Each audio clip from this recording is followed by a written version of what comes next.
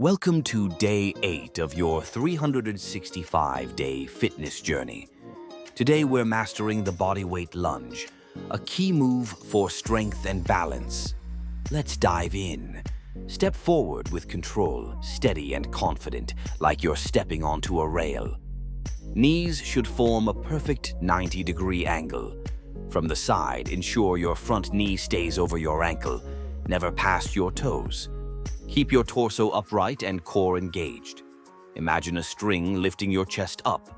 Stay tall, don't lean forward. Your back heel should stay lifted. Maintain your balance. Your back leg supports but doesn't dominate. Remember, we're using only body weight. Focus on stability, not speed. Form is key. Alternate legs with control and on-screen tips will guide you. Knee over ankle, straight torso, controlled descent, no leaning forward. Aim for 8 to 10 reps per leg, 2 to 3 rounds. Keep your breath steady and posture clean. Like, share, and subscribe for daily Form Fix workouts. See you in day 9.